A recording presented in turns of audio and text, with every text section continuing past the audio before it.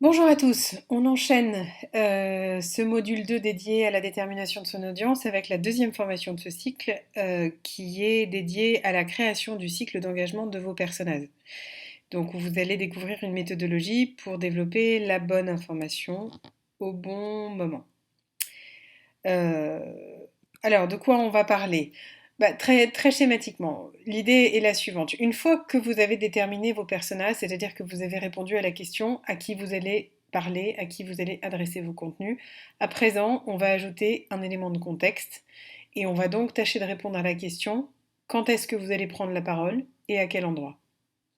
C'est exactement comme dans la vraie vie, quand vous rencontrez quelqu'un, vous déterminez ce que vous voulez dire à une personne et cette détermination, c'est ce que vous voulez dire, c'est une combinaison de deux choses. Le contenu, qui a comme fonction d'être, c'est votre point de vue, et le contexte. Vous déterminez le bon moment, le bon endroit pour démarrer la bonne conversation. Donc, qu'est-ce qu'on va voir dans cette formation? Nous allons commencer donc, on va donc dérouler une méthodologie pour vous aider à cartographier vos personnages en les calant à votre cycle d'engagement. Donc, bien sûr, on va voir ce que c'est qu'un cycle d'engagement, qui est une notion très importante en content marketing. Qu'est-ce que c'est? À quoi ça sert? Comment est-ce qu'on l'utilise? On établira bien sûr un zoom sur les audits de contenu. Ça, vous êtes sans doute plus familiarisé, mais vous verrez comment on intègre tout ça dans les personnages. Quelle est son utilité et quelle est la valeur d'un audit de contenu? Enfin, on cartographiera ces personnages. On apprendra à faire ça pour savoir comment finalement on crée un dialogue avec ces personnages. Donc, pour planter un petit peu le décor, la problématique, moi j'avais eu envie de l'appeler, voilà, aujourd'hui la problématique actuelle, c'est one man show versus conversation ou dialogue. La façon traditionnelle qu'on a toujours appris de faire de la publicité, c'était si on schématise. Vous prenez votre point de vue, vous sautez en haut d'une scène virtuelle et vous commencez à parler. La théorie veut que si vous soufflez assez fort, que vous criez assez fort et assez longtemps, à peu près en direction des personnes que vous souhaitez viser, éventuellement vous réussirez à en toucher certains. Bon. Alors, la question qu'on peut se poser, c'est est-ce que franchement c'est étonnant si jusqu'à maintenant, historiquement, les taux de conversion maximale des publicités, c'était de l'ordre de 2%. Voilà. Et quand on avait ce taux-là, on criait, on tapait des deux mains et on disait waouh, c'est fantastique. Aujourd'hui, évidemment, les choses sont bien différentes. Le process d'achat a complètement changé. Le consommateur, à présent, contrôle son engagement avec vous. Et du coup, il ne tient qu'à vous d'avoir avec lui une conversation intéressante à compter du tout premier moment où vous le rencontrez. Sinon, il s'en va et vous ne l'intéressez pas. Mais la réalité, bien sûr, c'est qu'on ne peut pas être évidemment préparé à avoir toutes les conversations à propos de nos produits et de nos services à n'importe quel moment. On ne pourra pas, en tout cas au début, avoir nécessairement les ressources pour préparer un morceau de contenu bien pensé à chacun des étapes du cycle d'achat du consommateur. Bon. Donc concrètement, qu'est-ce qu'on fait pour répondre à cette problématique? Aujourd'hui, il y a une chose qu'il faut bien intégrer, c'est que le process d'achat de nos clients peut être très chaotique. En tous les cas, il n'est pas linéaire. C'est pour ça que historiquement, on avait développé cette notion de process de vente, de tunnel de vente, de cycle de vente, appelez-le comme vous voulez, afin qu'on puisse justement mettre un peu d'ordre dans ce chaos et adopter un vocabulaire commun dans l'entreprise pour essayer d'identifier les différentes catégories ou étapes d'opportunités de vente. Donc selon votre activité ou votre industrie, on va catégoriser nos consommateurs comme des visiteurs ou des leads ou des prospects ou des lecteurs ou des clients ou des membres. Bon. Donc, même si on n'a pas de process formel de vente, dans une certaine mesure, on essaye toujours intuitivement d'en formaliser un.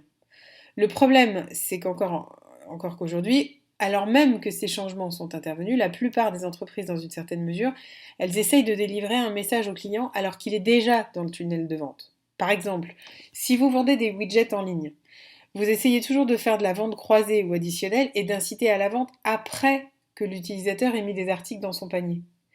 Si vous vendez de l'électroménager, vos vendeurs, ils auront probablement un tunnel d'achat qui va être super bien défini, au travers desquels passeront les leads, prospects, qualifiés, toutes les étapes, bon, et ils délivreront les études de cas et avis utilisateurs après que les leads soient devenus qualifiés. Mais aujourd'hui, ce qu'on essaye non seulement de créer, c'est pas seulement un client, c'est surtout de créer des abonnés engagés. Et alors qu'il est important pour nous en interne de cartographier la conversation pour la caler à notre process de vente, de cartographier la conversation qu'on souhaite avoir avec nos clients pour justement la caler à notre process de vente, il faut aussi toujours conserver à l'esprit que ce soit l'expérience de notre panier d'achat standard, un traditionnel tunnel de vente de leadering ou un souhait de vente de lead de nurturing ou un souhait de vendre nos clients en évangélistes, de transformer nos clients en évangélistes, le process de vente collé à nos acheteurs, il reste quelque chose de strictement interne à notre entreprise et il est complètement artificiel.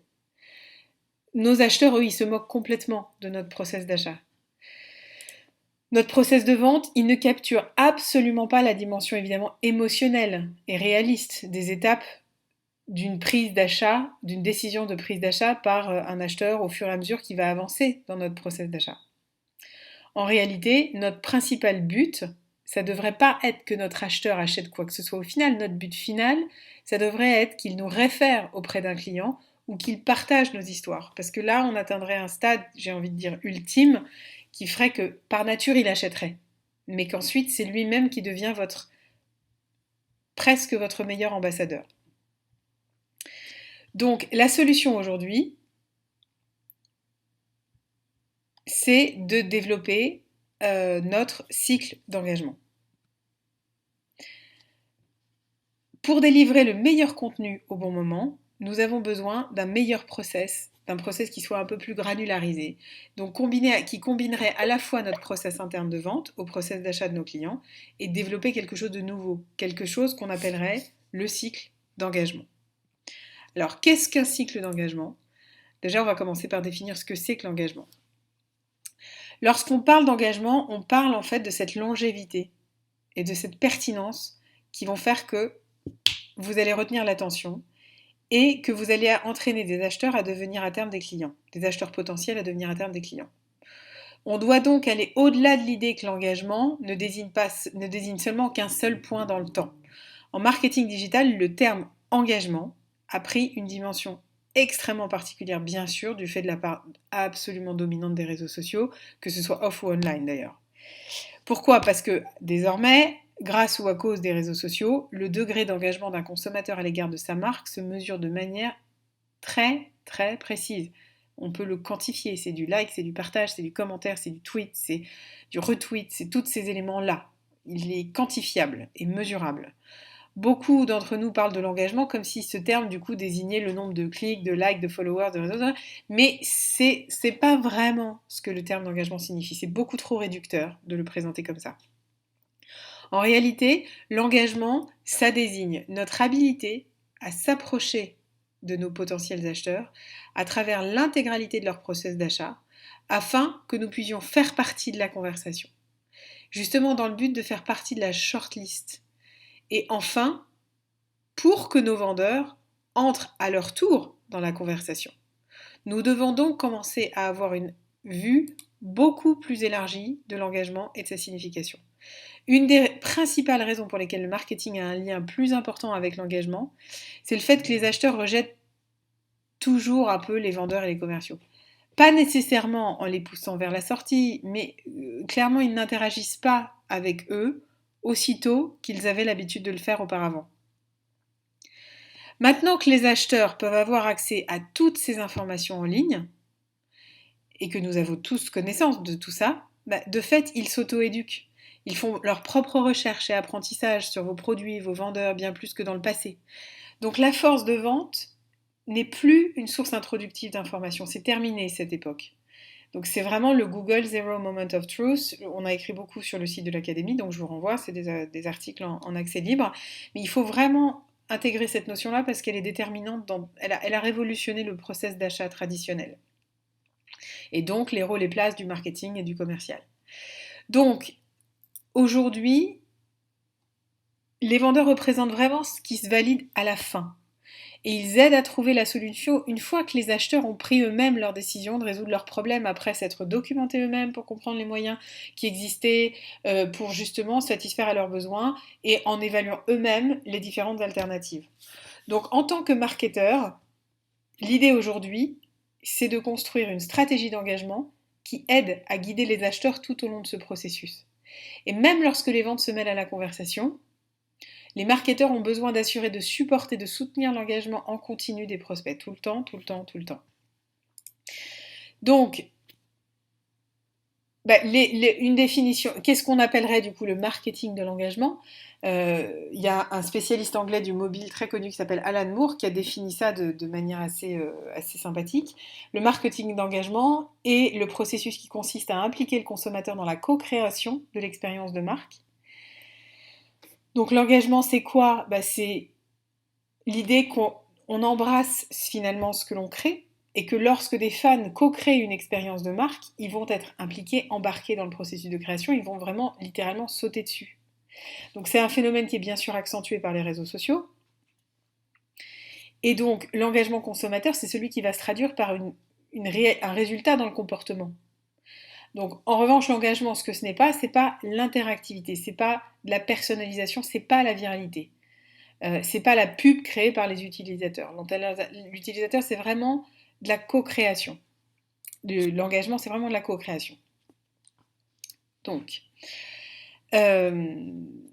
concrètement, si on devait définir ce que c'est qu'une stratégie d'engagement, comment est-ce qu'on pourrait la définir? Alors, il y a quelques réponses qui ont été faites, et pour pas m'improviser spécialiste de ces questions, je vous les cite parce qu'elles sont intéressantes. Par exemple, pour General Electric, une stratégie d'engagement, l'engagement, c'est vraiment la découverte et l'échange de valeurs et d'intérêts partagés par la marque. Pour le directeur de la stratégie d'IBM, je le cite parce que j'ai trouvé que la définition était vraiment particulièrement pertinente. Lui conçoit l'engagement comme représentant deux chemins de communication entre une marque et ses consommateurs. Dans le passé, il part du postulat que les entreprises traitaient les consommateurs comme une sorte de récipient un peu passif pour leur message marketing. Ça, c'était du one-way. Entre-temps, il y a deux révolutions qui sont intervenues, la révolution digitale et ensuite la révolution sociale. Donc ces deux révolutions ont offert aux clients vraiment une opportunité d'être beaucoup plus impliqués qu'auparavant dans les campagnes marketing. Donc aujourd'hui, on est un peu obligé en tant que marque aujourd'hui d'abandonner, si vous voulez, la tactique un peu marketing du mégaphone pour créer un dialogue à deux voix.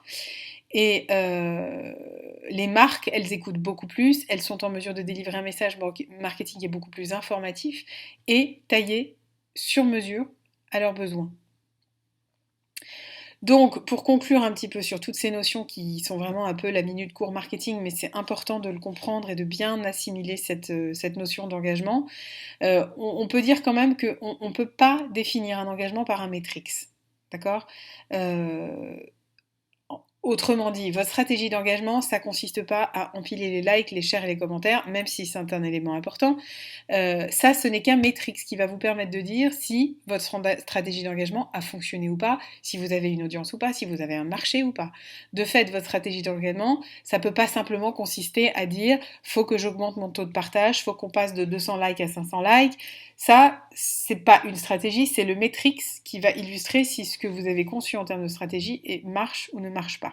Donc, pour conclure sur ces éléments pédagogiques, votre stratégie d'engagement, ça consiste vraiment à définir le domaine lié à votre industrie et aux valeurs véhiculées par votre marque, qui vous permettra d'attirer l'attention de votre cible, puis d'engager, c'est là que le mot-clé se place, et de maintenir une conversation avec eux, jusqu'à ce que vous les ameniez à consommer votre produit ou votre service, et ensuite les transformer en évangélisateurs de votre marque et de vos produits.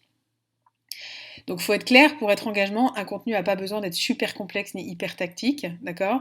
Un contenu utile, un contenu drôle, une vidéo divertissante, une citation ultra rapide, ça peut être un contenu qui soit extrêmement engageant. Donc, tout ceci nous amène à devoir définir ce qu'est un cycle d'engagement. Et ça, c'est vraiment une notion clé en content marketing. Le cycle d'engagement, c'est un process défini au cours duquel nos audiences vont naviguer au fur et à mesure, tandis que petit à petit, nous les aidons à s'engager de manière croissante avec notre marque. Donc, à quoi sert ce cycle d'engagement? Eh bien, toute l'idée justement est là, c'est qu'on l'utilise pour cartographier le contenu, à la fois pour les ventes et pour un process d'engagement consommateur pour nous aider à délivrer la bonne conversation au bon moment. Donc, Pour l'établir, on doit d'abord analyser séparément, toujours avec en toile de fond cet objectif d'engagement, chacun des process des tunnels, celui de vente, ça c'est le nôtre, et celui de l'achat, celui de nos clients, pour ensuite mixer les deux, les dégrader et analyser chaque process, cette fusion des process ensemble. Donc on va les analyser un par un. D'abord, on va commencer par cartographier nos personas à notre propre process de vente. Donc, on le redit, hein, plusieurs termes qui veulent dire la même chose, process de vente, cycle de vente, tunnel de vente. Bon, tout ça, ça veut dire pareil. Notre process de vente correspond à la façon dont nous allons regarder notre consommateur procéder au travers de nos différents efforts marketing et de vente. Donc, parfois, il y a des process de vente qui sont très organisés, qui prennent des mois. C'est le cas par exemple dans la vente d'une maison ou d'une voiture. Le tunnel va être parfaitement organisé, donc là c'est très très cadré, on sait exactement quels sont les différents stades par lesquels un consommateur passe avant d'acheter effectivement une voiture ou avant d'acheter effectivement une maison. Tout ça est extrêmement normé, on peut même parfois y caler des dimensions de durée qui sont très précises, en général c'est 8 à 9 mois, entre le moment où on vous découvre et le moment où effectivement on achète. Donc là, le dégradé sera très précis, très défini, avec des étapes hyper claires et des comportements consommateurs très identifiés, lead, prospect, qualifié, tout sera bien cadré. Bon. Parfois, vous aurez un process de vente qui sera beaucoup plus généralisé et qui durera quelques secondes. Et là, ça peut être simplement des visiteurs, des navigateurs, des e-shoppers, des acheteurs, et toutes ces étapes, elles vont être franchies en quelques secondes à peine. Et si vous êtes un éditeur, le tunnel va dépendre si au contraire, pardon, vous êtes un éditeur, un vrai média, le tunnel s'étendra du moment où il visite, il tombe accessoirement sur un titre qui le rend sympathique, jusqu'au moment où il devient abonné. Donc au final, en vérité, peu importe le temps ou la façon dont vous le nommez, le cycle de vente, c'est la façon dont vous identifiez ceux de vos clients qui, au départ, ne connaissent rien de vous, ensuite connaissent quelque chose de vous, où vous avez suscité leur intérêt, ensuite sont intéressés par ce que vous avez concrètement à offrir, après vous comparent avec d'autres solutions, et ensuite font l'action que vous souhaitez qu'ils fassent. Donc si on le transposait, on pourrait ensuite qualifier ces différentes étapes. La première des étapes, on l'appellerait contact. Les gens qui vous contactent, un client potentiel qui vous contacte, avec lequel vous aviez déjà eu un certain niveau d'introduction. Ce contact se transformerait au fur et à mesure du process en lead. Donc là, c'est des gens que vous auriez identifiés comme ayant démontré un intérêt actif pour votre solution, pour ce que vous vendez. Du lead, il se transformerait en opportunité qualifiée. Donc des leads que vous avez qualifiés comme ayant un intérêt et un budget, et pour lesquels un achat pourrait être imminent. Ensuite, vous pourriez les appeler des finalistes. Là, ce seraient les opportunités qualifiées qui ont réduit notre solution et de fait nous à une shortlist, d'une ou deux autres solutions incluant nos concurrents, avec lesquelles du coup on serait en compétition avant l'achat final.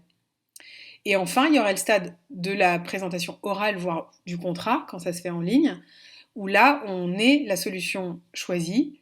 Donc là, on entre dans un process de négociation. Donc, pour conclure sur cet élément, votre tunnel ou entonnoir de vente peut être plus ou moins complexe que cela, vraiment, ou parfois très différent. Pour autant, globalement, hein, quelque part, vous avez toujours ces mêmes étapes à peu près tout le temps partout et quelle que soit votre industrie. Donc on peut le visualiser en cercle, on peut le visualiser en tunnel, on peut le visualiser en flèche, vous pouvez le visualiser n'importe comment. L'idée, c'est l'idée d'un entonnoir, on part du plus large au plus étroit. Voilà. Donc, comme on l'avait dit en introduction, au départ, maintenant, la deuxième étape, c'est de cartographier ces personnages par rapport à vos personnages, par rapport à cycle d'achat de vos clients. Donc, comment eux achètent. Il y a un auteur à succès marketing très connu aux États-Unis qui s'appelle David Merman Scott. Je vous renvoie à ses bouquins, c'était vraiment super. Il a une super façon d'amorcer des discours à chaque fois qu'il fait un speech sur le sujet. Il interroge les gens dans la salle et il leur dit d'après vous, combien dans la salle pensent que les consommateurs, combien d'entre vous dans la salle pensent que les consommateurs s'intéressent grave à leurs produits? Donc il y a toujours 3-4 personnes qui lèvent la main, ça loupe pas. Et à ce moment-là, il corrige, bien sûr, et il dit, mais je vous rassure, absolument aucun, strictement aucun de vos consommateurs ne s'intéresse à vos produits ou vos services. La seule chose auquel ils s'intéressent, c'est eux, leur propre personne. Donc, toute la problématique devient finalement comment est-ce que vous allez réussir à développer un ton un peu plus conversationnel, avec un minimum de mots qui idéalement buzz, et découvrir ce faisant comment vous allez pouvoir capter vos clients et ensuite comment vous allez pouvoir mieux les aider. Évidemment, une fois que vous aurez fait ça, si vous y arrivez, ces clients vont graviter naturellement autour de ce que vous avez à leur offrir. Donc, on le sait aujourd'hui, on l'a démontré, on l'entend partout, le marketing a changé, ça on est au courant.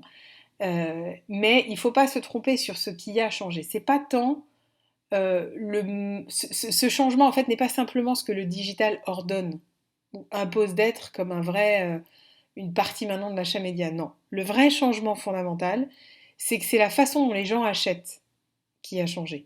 Parce que c'est le process d'achat que la technologie digitale a permis d'obtenir qui a changé. Donc, c'est pas tellement Internet qui a été un changement fondamental pour nous, les marketeurs. Ça a été un changement fondamental dans la façon dont les gens achètent. Donc, ce process d'achat qui est leur façon à eux d'acheter, d'abord, sachez qu'il est très important, mais surtout qu'il est de toute façon toujours plus complexe que l'entonnoir de vente.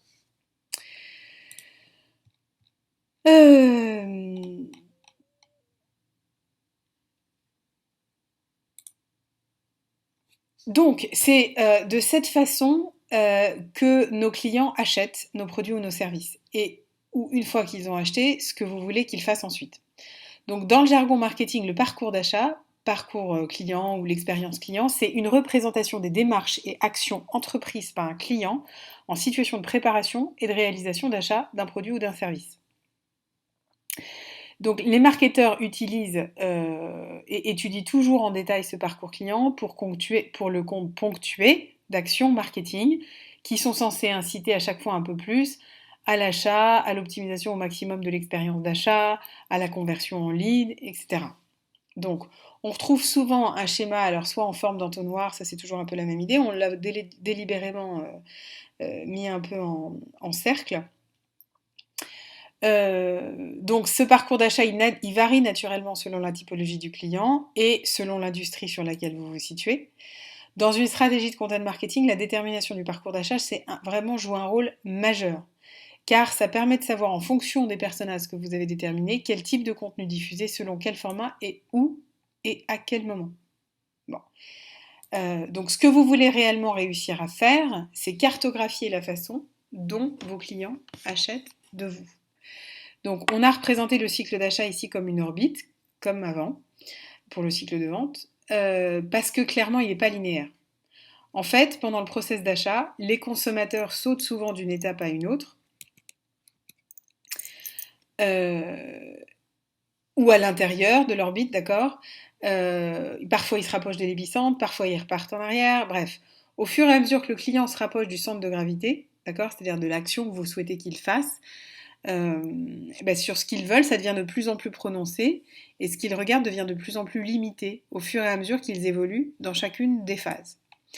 Donc transposé aux méthodes de content marketing, le parcours d'achat peut être représenté soit, donc je l'ai dit, en flèche, en entonnoir ou en cercle. L'entonnoir, ça vous permet de visualiser ça tout de suite mieux et d'appréhender un peu les choses. Nous, on a aimé le cercle parce que on doit trouver que ça déterminait beaucoup mieux la viralité, l'évangélisation, le côté un peu plus fluide. Donc ces étapes, vous pouvez les transposer à celles de votre cycle d'achat, mais on les analyse là du point de vue du client. Donc c'est vraiment, il y en a 5 comme précédemment. La première, c'est la sensibilisation, l'éducation. Donc le consommateur essaye de déterminer quelles sont les options qui existent.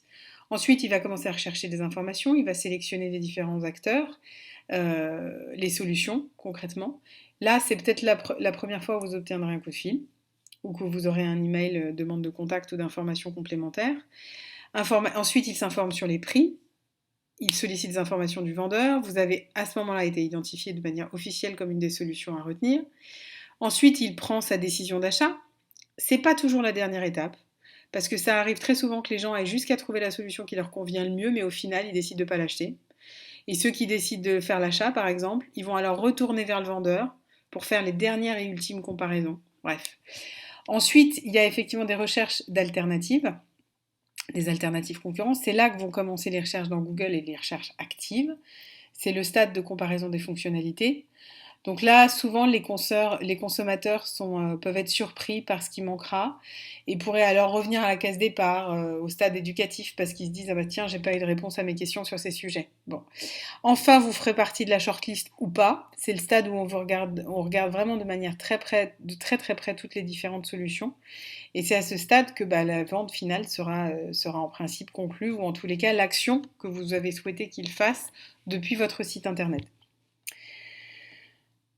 Donc, muni de ces connaissances-là, qui étaient un peu théoriques, mais on va venir au sujet, vous pouvez à présent développer un process d'achat pour vos personnages sur chacun des produits que vous allez vendre. Et là, clairement, on est certain que vous réalisez à présent que le nombre de cycles d'achat va pouvoir être très très élevé. En particulier si vous avez beaucoup de produits différents ou beaucoup de personnages, voire les deux, ce qui est, bon, dans ces cas-là, encore plus complexe. Ce qui est sûr, c'est que vous allez aussi pouvoir constater que dans certains cas, il va peut-être y avoir un process d'achat, mais en revanche, il n'y aura aucun process de vente de votre côté. Ou en tous les cas, qui ne sera pas identifié. Ce sera le cas, par exemple, quand vous aurez des clients que vous ciblerez pour une reconduction de votre produit. Vous n'aurez pas forcément un cycle de vente identifié, mais eux refranchiront toutes ces étapes qu'on vient de lister pour décider s'ils reconduisent ou pas avec vous. Donc, l'alignement de ces process, il pourrait être différent, mais ce qui est certain, et ce qui est clé, c'est que lorsque vous alignez ces deux process ensemble, vous aboutissez à un cycle d'engagement qui est plutôt bien défini, et c'est-à-dire celui qui va prendre à la fois en compte les intentions d'achat de vos clients et votre propre process interne de vente. Donc c'est là qu'intervient ce qu'on appelle une grille de segmentation de votre contenu. Alors, voyons maintenant à quoi ressemble notre cycle d'engagement une fois qu'il est cartographié avec notre contenu. Donc on a fait se superposer les deux. Comme vous pouvez le voir dans le tableau ci-dessous, ce qu'on appelle en content marketing une grille de segmentation du contenu, c'est en fait une cartographie de l'entonnoir de vente avec toutes les autres indications que nous avons établies par ailleurs, notamment les personnages, et donc qui regroupe sur un seul et même tableau les contacts devenus leads, les leads devenus qualifiés, puis allant jusqu'à ce qu'on appelle la shortlist. Mais ensuite, en dessous de ça, on a aussi cartographié le process d'achat, les phases de sensibilisation, reconnaissance du problème, information, évaluation des alternatives, bref. Donc vous remarquez qu'il y a un chevauchement entre l'entonnoir de vente et le process d'achat. Il y a en réalité beaucoup plus de couches de conversion ou de points de décision au travers de ce process d'achat qu'au travers de l'entonnoir de vente. Mais ça nous donne un moyen de démarrer et de disposer d'un vocabulaire commun et d'une façon commune en fait de cartographier la stratégie de content marketing. Bien sûr, comme on l'a indiqué, aller jusqu'à ce stade, c'est pas du tout une exigence. C'est simplement des templates et des formats qui vous permettent de structurer un peu plus votre approche et votre stratégie de contenu. Vous n'avez évidemment certainement pas développé une grille de segmentation pour tous vos produits ni tous vos process, mais peut-être que ça vaut le coup de le faire pour un produit phare, un domaine, avec un travail vraiment très précis sur les personas. Parce que ça peut vous donner une guidelines en fait qui est intéressante et une trame de travail qui peut ensuite être duplicable dès lors que ça fonctionne bien avec un premier produit ou avec une première prestation de service que vous auriez à proposer. Donc, pour conclure sur ces premiers éléments, créer un cycle d'engagement et le cartographier dans une grille de segmentation de contenu en y intégrant vos personnages, ça peut être un moyen qui est quand même assez puissant de voir à quel moment se trouvent en fait les gaps dans votre récit et comment les combler. Voilà. Nous avons, alors là également, on a voulu mettre un autre exemple de cycle d'engagement sous forme de flèche, on l'avait évoqué, parce que ce format est aussi pas mal, c'est peut-être celui pour lequel vous opterez, car il permet de mettre vraiment en évidence les divisions en 7 étapes bien visibles, ce qui permet de mettre encore mieux en évidence les changements lorsqu'ils interviennent et vraiment de démontrer qu'on est capable de décomposer tout ça en plus petites parties, chacune de ces étapes étant quand même importante. Donc si vous considérez que le cycle de vente est de 9 mois, ça fait quand même un laps de temps qui va être assez long. Et parfois, c'est pas évident de savoir comment vous allez entraîner les gens avec du contenu d'une étape à une autre. ni à quel degré leur niveau d'intérêt va commencer à augmenter, ni comment ils vont progresser tout au long du parcours d'achat ou du cycle d'engagement. Donc théoriquement, étant donné la recherche, les acheteurs parlent aux vendeurs à peu près au stade de la considération et d'évaluation des options, au moment de choisir, donc lorsqu'ils ont établi ce qu'on appelle la shortlist, et que vous faites partie de la shortlist, bien sûr. Donc là, il y a une conclusion importante à tirer de tout ça, en lien avec ce qu'on évoquait justement, c'est que vous constatez qu'aujourd'hui, au moins la moitié du processus d'achat dépend du marketing. Quant à la seconde moitié, alors même qu'en principe elle est gérée par les ventes, puisqu'à partir d'un certain stade, c'est le vendeur qui commence à prendre le relais sur les besoins informationnels du client. Et ben malgré tout, online, toute cette autre partie, qui autrefois était gérée exclusivement par les ventes, devient aussi désormais gérée par le marketing et notamment par le contenu. Donc retenez toujours que les acheteurs se moquent vraiment en fait au final de la personne avec laquelle ils sont en train de parler. Que ce soit un vendeur, un marketeur, ils vous demanderont jamais qui est en train de leur donner des informations. La seule chose qu'ils recherchent, c'est de la valeur et donc ils veulent du contenu pertinent pour répondre à toutes les questions qui se posent à chaque étape de ce cycle. Donc on doit vraiment comprendre comment non seulement on arme les vendeurs et les commerciaux d'un contenu qui est plus pertinent à partager à chacune des étapes du process d'achat, mais on a aussi besoin d'être capable de le faire nous-mêmes et de créer cette attention soutenue dont nous avons besoin. Donc pour travailler son cycle d'engagement, une des étapes qui est clé, un des moyens clés de le faire, c'est de, comme souvent, malheureusement ou heureusement, de poser des questions.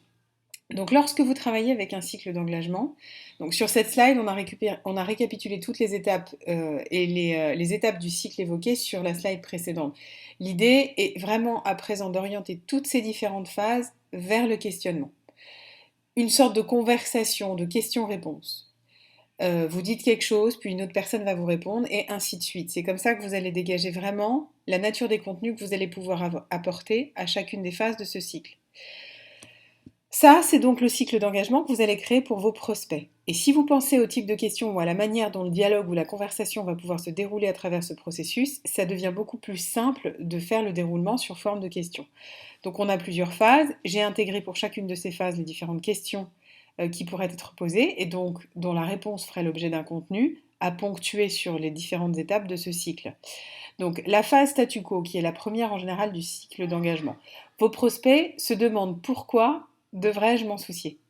Pourquoi est-ce vraiment un problème et que je dois solutionner? Et pourquoi aucune solution ou ce que je fais aujourd'hui concrètement n'est finalement suffisant? Par la suite, ils vont se demander est-ce que j'ai vraiment besoin de faire ça? Enfin, euh, l'autre question bien sûr, c'est si je ne fais rien, quelles conséquences concrètement ça va avoir? Est-ce que ça aura des conséquences importantes ou pas? Lorsqu'ensuite ils arrivent dans la phase où ils réfléchissent à d'autres priorités, là, ils commencent à se dire ils doivent commencer à apprendre plus à propos du sujet. Donc, ils trouvent que ça devient intéressant. Donc, ils commencent à se poser des questions du type qu'est-ce que font mes concurrents? Est-ce que si je fais ça, quel bénéfice je vais en tirer? Qu'est-ce que ça va m'apporter? Qu'est-ce que ça va apporter à moi personnellement ou à mon entreprise? Bon. Quand ensuite ils passent au stade des recherches, euh, concrètement, là, la question centrale qui sera posée, c'est vraiment, est-ce que finalement, tout ceci est assez important pour me donner la motivation de développer ma recherche dans ce sens-là? Donc, ils vont commencer à se demander ce que les experts pensent, quelles sont les meilleures pratiques. C'est à ce moment-là que c'est tout à fait des contenus que vous pourriez apporter, qui sont des interviews d'experts sur un même sujet, sur une même industrie, par exemple des contenus sur les best practices. Bon, tous ces contenus-là sont des contenus parfaits pour ce type de phase d'évolution du prospect dans votre cycle d'engagement. Ils peuvent aussi se demander s'ils résolvent le problème, ensuite, quel sera vraiment le réel impact de la résolution de ce problème. Donc, ils font tout un tas de recherches et l'objet de vos contenus, c'est bien sûr d'être présent et de répondre à ces interrogations à ce stade du cycle d'engagement. Ensuite, ils commencent à réfléchir à différentes options, à se demander quels sont les différents moyens de résoudre le problème, qui aurait l'expertise pour les aider, qui devrait finalement résider sur leur shortlist. Et évidemment, ce genre de questions doit par la suite trouver des réponses assez rapidement, idéalement. Euh, Ensuite, il y a toujours ce qu'on appelle une phase de step back, de recul. où là, ça commence en général souvent par et si je faisais ci, et si finalement je faisais pas comme ça, bref. Donc, et si quelque chose ne fonctionne pas comme prévu, et si les utilisateurs finalement n'adoptent pas la solution que je leur propose, et si la mise en place du produit que j'essaye d'acheter aujourd'hui va finalement prendre trop de temps, et qu'est-ce qui se passe si je dépasse le budget qui m'est prévu. Tous ces et si, c'est vraiment à ce moment-là que la dynamique peut s'arrêter. Donc c'est là qu'il faut trouver un moyen de redonner de la motivation, par des contenus bien entendu. Ensuite, on arrive donc à la phase finale en théorie de validation. Donc là, on va dire qu'on a bien fait le job au niveau distribution des contenus sur la phase de et si. Donc ils reviennent sur le droit chemin et s'interrogent sur la pertinence de leur jugement.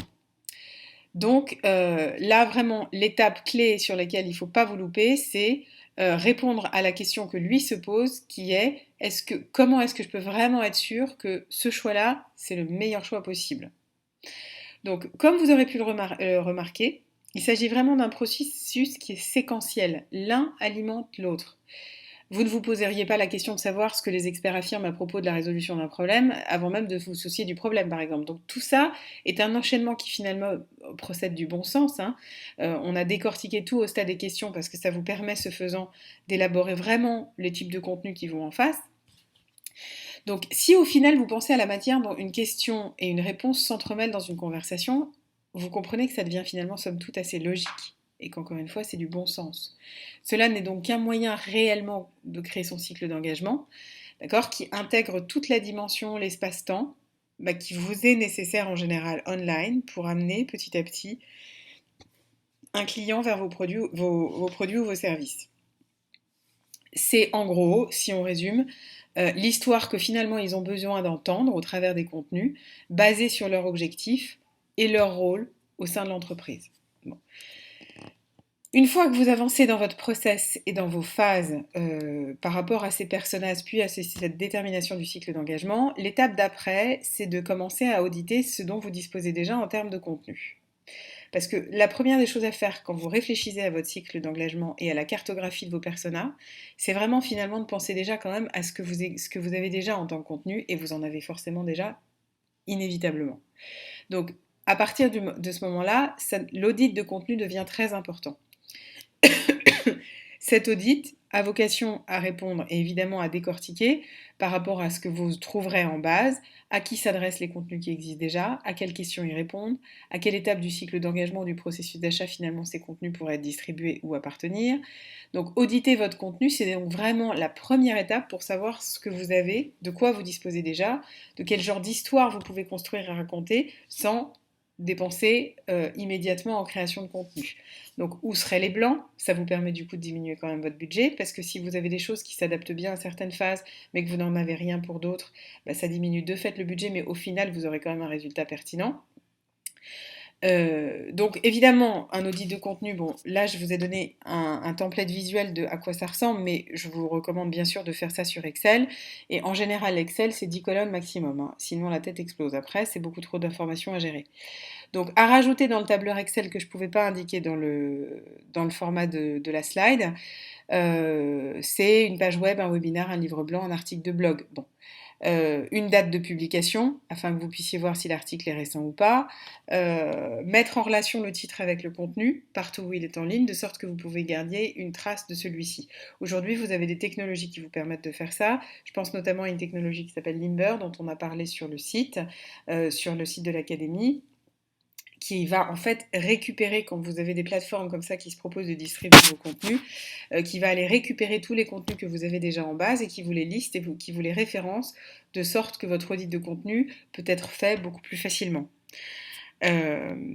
Donc ce que vous pouvez vraiment faire, c'est de savoir finalement à quelles questions votre contenu répond-il pour votre persona, et pour quel type de persona votre contenu est-il créé. Ensuite, vous voulez décider par rapport à ce que vous voyez, si ce contenu a de la valeur, un peu moins de valeur, est-ce qu'il faut qu'il soit modifié, pas modifié. Bon. Est-ce qu'il est pertinent dans la manière dans laquelle je l'ai écrit? Est-ce qu'il faut que je le rafraîchisse? Est-ce qu'il faut que je le réactualise? Est-ce qu'il faut que je le réécrive? Est-ce que purement et simplement je le supprime? Bon. Toutes ces décisions, vous allez devoir les prendre par rapport au contenu dont vous disposez déjà. Et l'autre chose à laquelle il va vous falloir faire attention, c'est de penser finalement à quoi votre contenu est lié. Où se trouvent les appels à l'action, ces fameux call to actions. Comment est-ce que il construit une histoire plus importante. Donc là, il va vraiment falloir que vous analysiez le contenu en tant que tel, mais aussi sa localisation dans votre site web pour agrémenter tout ça. Donc, toutes ces informations, vous pouvez les organiser sur votre feuille Excel. Donc, analyser quel contenu vous avez par persona, quel contenu vous avez pour chaque étape, quel contenu est prêt à l'emploi et lesquels devraient être rafraîchis. Et évidemment, du coup, savoir ce qu'il vous reste à faire, quel contenu commander en plus, en moins, supprimer, toutes les questions qu'on vient d'évoquer. L'étape qui suit, pour être très concret, et ça vous pouvez le faire persona par personnage, mais vous pouvez le faire que pour un personnage et ensuite dupliquer parce que quand vous aurez pris le rythme, ce sera beaucoup plus facile. L'étape qui suit, c'est la cartographie de votre contenu sous forme de dialogue.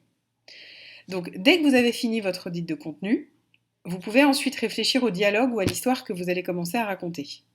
Comment tout ce contenu va se mélanger correctement et répondre aux attentes d'une persona en particulier. Et encore une fois, vous le faites persona par persona. Donc là, on va prendre un exemple pour voir un petit peu comment les choses peuvent se dérouler et quel type de contenu finalement vous allez pouvoir extraire. On prend l'exemple de Jérémy, 30 ans, qui est directeur technique dans une société de gardiennage de meubles. Donc son business, c'est de gérer bien la logistique et la localisation de ces caisses. Vous savez, c'est des grosses caisses en bois qu'on met dans un énorme entrepôt, qu'on superpose les unes aux autres, caisses de différents formats, de différentes contenances, de mètres cubes, et où les gens stockent leurs meubles, leurs vieilles affaires, quand ils déménagent, en cas de décès ou de choses comme ça. Donc le travail de Jérémy, lui, c'est de gérer la logistique et la technique, enfin de gérer la logistique de ces caisses de garde-meubles. Donc, pour le faire, il le fait aujourd'hui à l'ancienne. Il a un vieux cahier, enfin, il n'est pas très moderne ni très informatisé sur le sujet. Il est en train de se demander de plus en plus s'il ne va pas devoir faire l'acquisition d'un logiciel de gestion de ses caisses pour permettre de gérer vraiment en temps réel le degré de remplissage du garde-meuble, la logistique, les optimisations d'emplacement des caisses et le reste. Bon. Donc, quel type de contenu vous allez pouvoir produire vous euh, pour l'inciter à venir à utiliser votre logiciel. Vous allez considérer le dialogue que Jérémy risque d'avoir avec d'autres personnes, et pas seulement avec lui-même et votre contenu, en pensant à résoudre le problème qu'il rencontre. Donc, vous devez faire comprendre à Jérémy qu'il doit aller converser avec d'autres personnes, d'autres membres de son entreprise. Donc, la première des questions que lui, on peut se mettre à sa place, va se poser, c'est je dois améliorer la gestion du remplissage des caisses de garde-meubles, et je dois le faire de manière automatisée.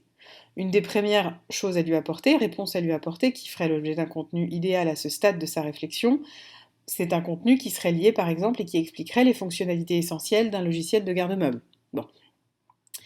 Ensuite, sur la base de ce contenu, d'autres questions peuvent venir du type mes manutentionnaires, est-ce que eux vont savoir utiliser un logiciel de caisse? Ou comment ça se passe dans ce cas-là? Donc le contenu qui pourrait venir et qui serait approprié pour satisfaire aux questions qu'il se pose à ce stade, c'est par exemple comment former vos équipes terrain à l'utilisation d'un logiciel de gestion de stockage. Une fois que vous avez répondu à ces éléments de réponse, l'autre question qu'il peut être amené à se poser, c'est comment passer finalement, si jamais il décide d'acquérir ce logiciel, comment il passe du fichier papier au logiciel, comment il transfère ses données. Donc là, il est tout à fait possible de distribuer des contenus sous forme de case study, de livres blancs, de même de webinars, qui mettraient en évidence les solutions, les process à mettre en place pour effectuer finalement la transformation digitale d'une société de garde-meubles, parce que c'est de ça finalement dont il s'agit. Plus il avance dans son stade de réflexion et qu'il est convaincu par les informations qu'il trouve, l'une des dernières questions qu'il se posera, c'est bien sûr combien va coûter ce logiciel? Et concrètement, comment est-ce que je passe, enfin, quels vont être les coûts évidents, les coûts cachés et le reste. Donc là, typiquement, il est parfaitement possible de lui de lui donner des contenus, de lui fournir des contenus sur l'avant-après, le rapport coût-avantage de la bascule au software, ce que ça lui coûtait avant, ce que ça va lui coûter en somme fixe au départ, mais combien de temps il va gagner, combien d'argent il va économiser sur la durée. Bon, tout ce type de contenu-là. Donc, vous l'avez compris, là c'est évidemment extrêmement schématique et c'est somme toute assez plat et linéaire tel que c'est présenté. Évidemment que les acheteurs ne sont pas aussi linéaires que ça, c'est un template. Mais ce qu'il vous faut comprendre, c'est finalement, au fil de chacune des phases du cycle d'engagement, quelles sont les questions que votre audience, que votre persona, que vous avez déterminé se pose, et du coup, vous voyez que les contenus que vous pouvez lui apporter sont finalement, somme toute, assez logiques, et qu'il n'y a pas besoin de faire un benchmark contenu qui soit si dense que ça. Bon. Donc au final, l'objet vraiment de tout ça, c'est de vous donner un cadre, des templates, des modèles de templates qui seraient faciles à travailler en équipe et qui pourraient faire l'objet de brainstorming, une forme de structure de réflexion et de travail pour vous aider à déployer vraiment une stratégie qui serait personnalisée et adaptée aux caractéristiques de votre métier, de votre industrie, de vos clients et bien sûr de vos contenus, de ceux que vous avez en base. Donc le grand mérite de tout ça, c'est vraiment de parvenir à structurer, à processiser le chemin qui va vous mener à une définition et à la circonscription de ce qui doit être pour vous et pour votre marque, de ce que doit être pour vous et pour votre marque vraiment la notion d'engagement et comment vous y répondez par les contenus. Donc ceci évidemment avant de trouver une voie médiane entre à la fois une conception qui serait trop arithmétique et purement statistique de l'engagement du type combien de likes, combien de shares, combien de données qui somme toute sont pas très opérantes quand on les prend de manière isolée, ou à l'opposé une notion qui serait beaucoup trop empirique et abstraite, qui empêche finalement de rendre tangible un petit peu votre stratégie marketing avec ce cœur de l'engagement qui est pourtant essentiel. Donc on espère que ces templates, enfin j'espère que ces templates vont réellement vous permettre de structurer un peu et de processiser votre approche. On a bientôt terminé. Deux petites choses pour finir. Une dimension sur l'intégration du facteur temps dans votre cycle d'engagement, puisque par nature c'est un cycle qui peut s'écheler en plusieurs minutes, voire en plusieurs semaines ou plusieurs mois, en fonction de votre industrie. D'une manière ou d'une autre, il faut toujours quand même tâcher de mesurer le mouvement et la dynamique.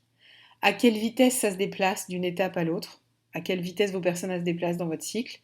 On a besoin d'un moyen de jauger en fait ce que ça signifie en termes de cycle d'engagement pour ensuite savoir à quel moment on commence à y introduire le cycle, les ventes et comprendre si elles sont bloquées, à quel stade elles sont bloquées, pourquoi, comment est-ce que vous pourriez aller de l'avant. Bon, tout ça c'est compliqué à processiser, mais c'est d'une importance critique.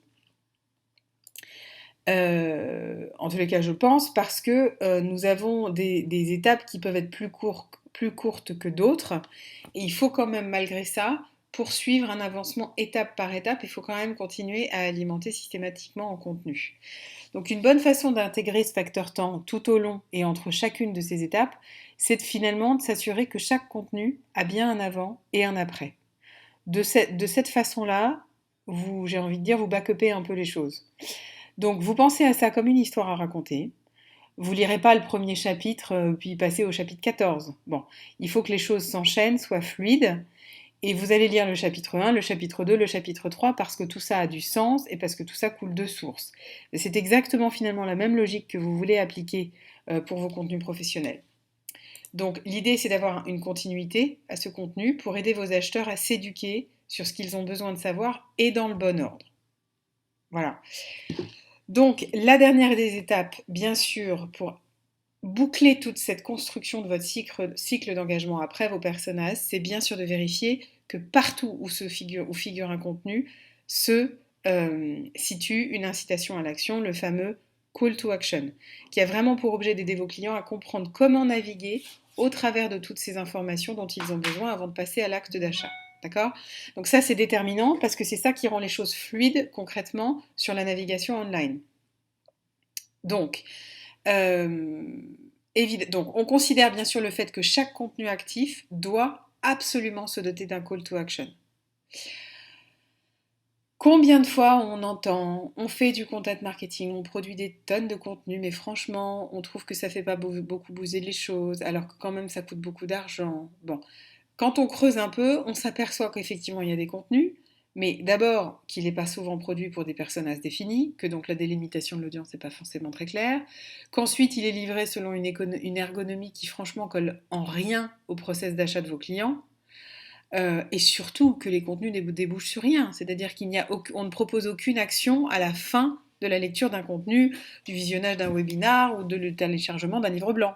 Donc beaucoup de contenus malheureusement n'incitent encore à aucune action précise, de sorte que même si le contenu est passionnant et que le visiteur est resté et a lu l'article jusqu'au bout, eh ben, il va quitter le site car il n'y aura plus rien à faire. Et sans doute qu'il sera passé complètement à côté de ce que vous vouliez qu'il fasse, alors même que vous avez réussi votre coup de le faire garder sur votre contenu, qu'il a trouvé intelligent, ce que vous avez écrit, que vraiment vous avez réalisé la prouesse d'être visible, trouvé, et ensuite de l'avoir maintenu à lire vos écrits.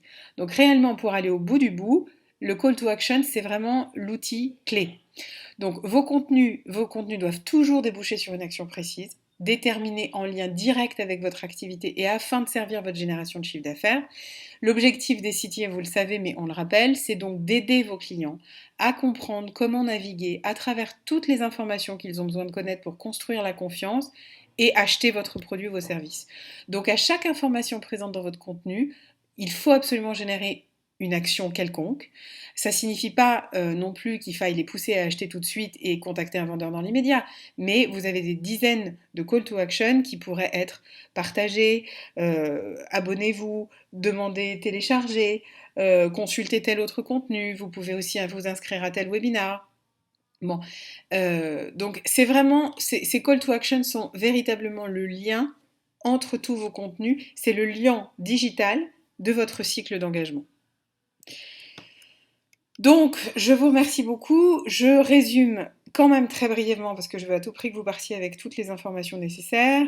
Dans ce cours, ce qu'il faut retenir, donc, c'est qu'on a brisé notre entonnoir de conversion en petits morceaux pour que vous puissiez surveiller vraiment d'une manière active cet engagement et lui donner du sens, puis y répondre pour le placer tout au long du service du marketing jusqu'au commercial. Ensuite, vous devez auditer votre contenu, vous poser les bonnes questions, les bonnes réponses. Vous devez stimuler le dialogue et vraiment le motiver par des contenus qui répondent directement aux interrogations que vos acheteurs se posent. Réellement créer une sorte de hub de contenu sur votre site dont le lien serait les CTA. Le tout pour créer vraiment une sorte de continuum pour votre storyline, et vous le verrez pour le module de formation ensuite, pour réellement avoir des piliers de scénario de storytelling qui soient extrêmement solides. Voilà, je vous remercie beaucoup d'avoir écouté cette deuxième partie du module 2 dédié à l'audience. On enchaîne sur la troisième, qui sont liées au principe de segmentation marketing. À tout de suite.